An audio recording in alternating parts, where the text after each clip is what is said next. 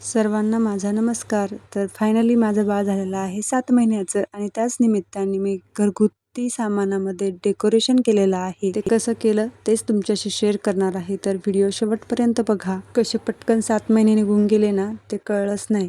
लहान बाळ घरात असलं की असे पटापट दिवस निघून जातात आणि कधी दिवस उगवतो आणि कधी मावळतो हे सुद्धा लक्षात येत नाही माणसाच्या. त्यामुळे बाळाचे जेवढे होईल तेवढे क्षण जपून ठेवण्याचा प्रयत्न करा, जसा की मी केलेला आहे आज.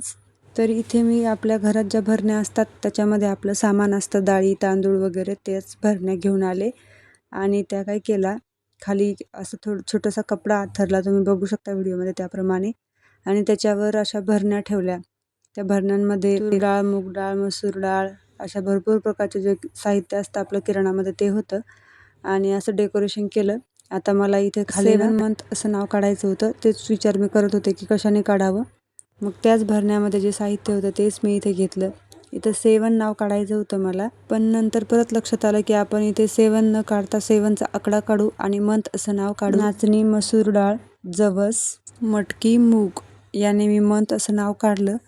आणि वरती आता 7चा आकडा काढायचा होता, त्यासाठी मी बदामचा वापर केला आणि बदामाने 7चा आकडा काढून घेतला. जे सामान होतं किचनमध्ये अवेलेबल त्यानेच मी हे डेकोरेशन केलेलं आहे. इथे छान झालेलं डेकोरेशन एकदम. तर तुम्ही सुद्धा तुमचा बाळ जर 7 महिन्याचं असेल किंवा 6व्या महिना त्याला कंप्लीट होणार असेल तर असं डेकोरेशन तुम्ही नक्कीच करून बघा. तर अशा पद्धतीने मी डेकोरेशन केलं होतं. किचनमध्ये मिरची आणि परत टोमॅटो वगैरे होते, त्याची ते थोडेसे डेकोरेट करून ठेवलेले. परत नंतर ना जागा थोडीशी इथे कमी वाटत होती मला, म्हणजे बाळ इथे बसलं नसतं माझा फोटो काढताना. त्यामुळे परत ह्या भरण्या ज्या आहेत त्या थोड्याशा वरती सरकावं म्हटलं आणि वरती थोड्याशा भरण्या सरकवून घेतल्या, म्हणजे त्याला खाली कम्फर्टेबल जागा राहील अशी फोटो काढताना.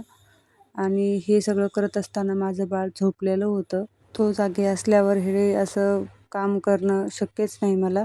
हे सगळं होईपर्यंत तो पण उठलेला आणि मग त्याला फ्रेश केलं, कपडे वगैरे बदलले आणि मस्त असं त्याला तिथं ठेवलं आणि छान छान फोटो क्लिक केले. खूप छान वाटत होतं हे सगळं. खरं तर डेकोरेशन ह्या भानगडीत मी काय पडत नसते कधीच, पण आज माझ्याकडे काही पर्याय नव्हता. फोटो तर काढायचे होते बाळाचे, म्हणून म्हणलं चला करूया ट्राय, आणि केलं आणि ते चांगलं जमलं, बरं झालं. मी जेव्हा हे फोटो स्टेटसला ठेवले तेव्हा सर्वांनीच रिप्लाय केला की छान केलं डेकोरेशन. तेव्हा मला कुठेतरी बरं वाटलं, म्हणलं हां छान झालं. खूप दिवसापासून हा व्हिडिओ अपलोड करायचा होता पण वेळ काय भेटत नव्हता. तर अशा पद्धतीने मी घरगुती सामानामध्ये डेकोरेशन केलेलं आहे.